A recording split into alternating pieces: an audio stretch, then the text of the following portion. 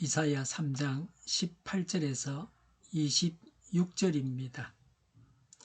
그 날이 오면 주님께서는 여인들에게서 발목 장식, 머리 망사, 반달 장식, 귀고리 팔찌, 머리 쓰개, 머리 장식, 발찌, 허리띠, 향수병, 부적, 가락지, 코걸이, 고운 옷, 겉옷, 외투, 손지갑, 손거울, 모시옷, 머리숙은 너울들을 다 벗기실 것이다. 그들에게서는 향수 내음 대신에 썩는 냄새가 나고 고운 허리띠를 띠던 허리에는 새끼줄이 감기고 곱게 빗어 넘기던 머리는 다 빠져서 대머리가 되고 고운 옷을 걸치던 몸에는 상복을 걸치고 고운 얼굴 대신에 수치의 자국만 남을 것이다. 너를 따르던 남자들이 칼에 쓰러지며 너를 따르던 용사들이 전쟁터에서 쓰러질 것이다. 시온의 성문들이 슬퍼하며 곡할 것이요 황폐된 시온은 땅바닥에 주저앉을 것이다. 아멘. 유다 여인들이 사용하던 21종류의 장식품이 나열되어 있습니다. 에스겔 16장에서도 이들 장식품에 대해서 자세하게 묘사하고 있습니다. 인간의 끝없는 사치와 탐심의 어리석음과 하나님의 참되고 영원한 영광을 서로 대비시키고 있습니다. 수많은 인위적인 장식품들이 우리를 아름답게 해주는 것이 아닙니다. 참되고 영원한 하나님 나라의 영광이 우리를 아름답게 해줍니다. 이사야 3장 18절에 그 날이 오면 주님께서는 여인들에게서 발목 장식, 머리 망사, 반달 장식이라고 했습니다. 발목 장식은 주전 1900년경에 이미 이집트 여인들에 의해서 행해지던 장식입니다. 금, 은, 상아 등으로 만들었습니다. 머리 망사는 머리를 감싸는 것입니다. 그물 아래로 금실이나 은실의 리본 장식을 달았습니다. 반달 장식은 반달 또는 초생달 모양의 금속 장식의 목걸이입니다. 이사야 3장 19절에 귀고리 팔찌 머리쓰개라고 했습니다. 18절에 세 가지가 나왔고 19절에는 귀고리와 팔찌가 19번째입니다. 고대 이집트와 아시리아인들이 즐겨 하던 장식입니다. 그 형태는 매우 다양했습니다. 19번째가 머리쓰개입니다. 부녀자들이 외출할 때 얼굴을 가리우던 것입니다. 고대 동양 사회에서 널리 유행한 것입니다. 20절에 머리, 장식, 발찌, 허리띠, 향수병, 부적 그랬습니다.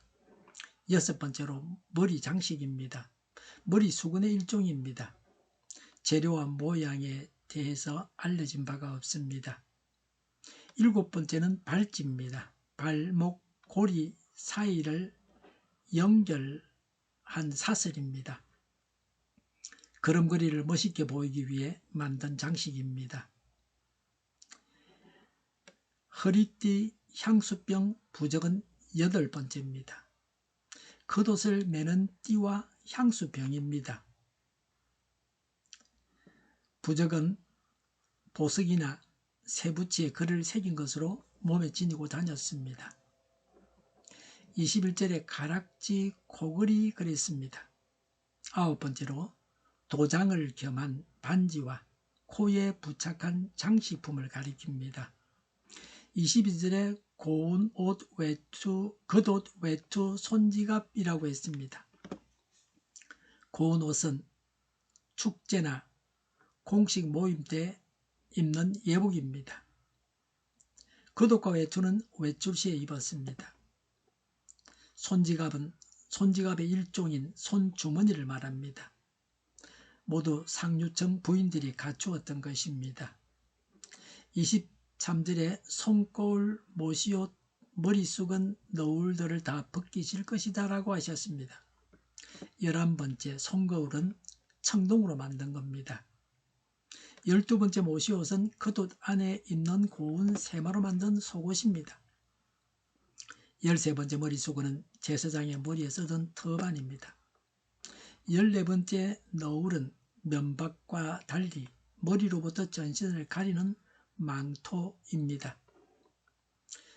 본문의 21가지 장식 중에서 17가지가 바벨론의 여신 이시타르의 신상에 장식되었던 것입니다. 이것들은 대부분 이방 나라에서 들여온 수입 사치품입니다. 이런 장신구들은 자신을 성결케 하고 단장하라는 하나님의 말씀을 거부하는 도구가 되었습니다. 심령은 성결케 하지 않고 화려하게 치장한 여인들이 정욕이 가득한 눈을 지켰다고 교만하게 활보하는 모습은 외형적으로는 아름답습니다. 그러나 회칠한 무덤입니다. 겉은 깨끗한데 안은 더러운 대적과 같습니다.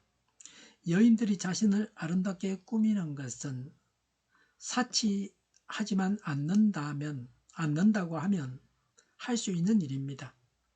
사치로 인해서 추하고 더러운 몰골을 드러내게 될 것입니다. 하나님의 엄한 심판의 모습을 말씀합니다. 화려했던 이전의 생활과 비교해서 상징적으로 묘사하고 있습니다. 이사야 3장 24절에 그들에게서는 향수 내음 대신에 썩는 냄새가 나고 그랬습니다. 향은 인생의 즐거움을 상징합니다. 수치의 상징은 썩은 냄새입니다. 그래서 향수 대신에 썩은 냄새로 바뀌었다고 말씀하고 있습니다.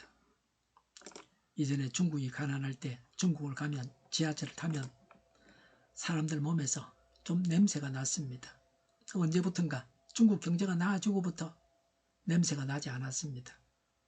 뭐 어느 나라든지 간에 가난하면 제대로 씻지를 못합니다.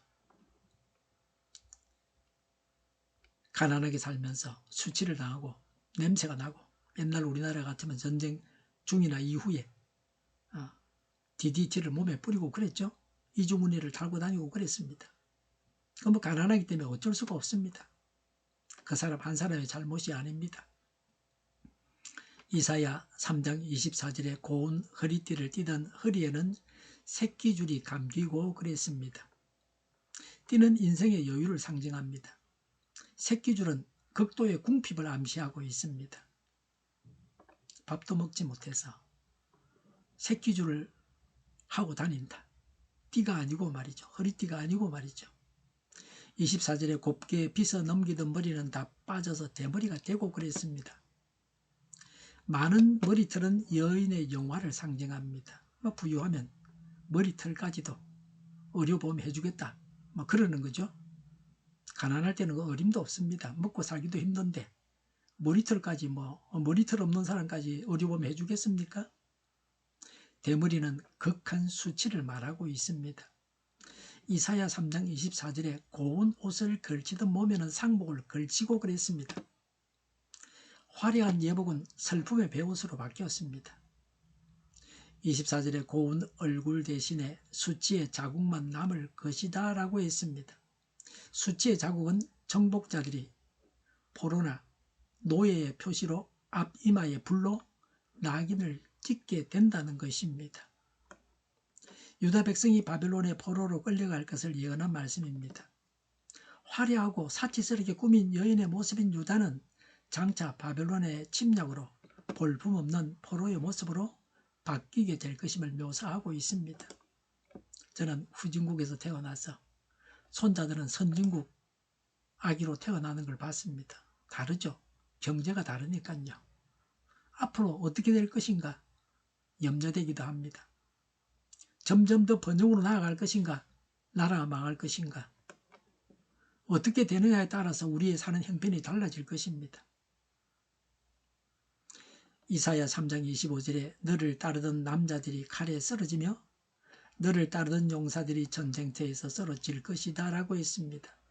하나님의 심판의 방법으로 전쟁을 사용하십니다. 다른 남자들은 남편과 정부를 말합니다. 요새로 말하면 애인입니다. 의지할 만한 남자가 어디에도 없게 된다고 하는 겁니다. 남자들은 다 전쟁에 가서 죽었습니다. 용사이지만 전쟁에서 지게 됩니다. 하나님의 징계로 전사한 것입니다. 그 땅이 폐허가 되었습니다. 고아와 가부만이 남아서 슬퍼하게 됩니다. 이사야 4장 1절에 눈물 나는 말씀을 기록하고 있습니다. 7 여자가, 많은 여자가 한 남자를 붙잡고 애원을 합니다. 우리가 먹고 입을 옷을 다 스스로 마련할 테니까 남편이라고 부르게만 해주오. 시집도 못 갔다는 부끄러움을 당하지 않게 해주세요라고 합니다. 이전에는 남편과 애인까지 두고 살았는데 남자들이 다 죽어가지고 많은 여자가 한 남자를 붙잡고 남편이라고 부르기만 해달라고 그렇게 말합니다. 밥을 먹여달라는 것도 아니에요. 그냥 부르기만 해달라. 한 남자가 뭐 수십 명을 부인으로 거느릴 수 있는 것, 7은 많은 숫자를 말하는 겁니다. 이사야 3장 26절에 시온의 성문들이 슬퍼하며 곡할 것이요 황폐된 시온은 땅바닥에 주저앉을 것이다 라고 했습니다. 멸망으로 인해서 통곡합니다. 성문은 백성들의 생활의 중심지입니다. 언제나 성문에는 사람들이 붐볐습니다. 전쟁에서의 완전한 패배로 인해서 아무도 그곳에 보이지 않습니다. 성문만 덩그러니 남게 된 황량한 상태였습니다. 지금은 남대문에 차들이 많이 다니고 그럽니다. 뭐 구경하는 사람도 있습니다.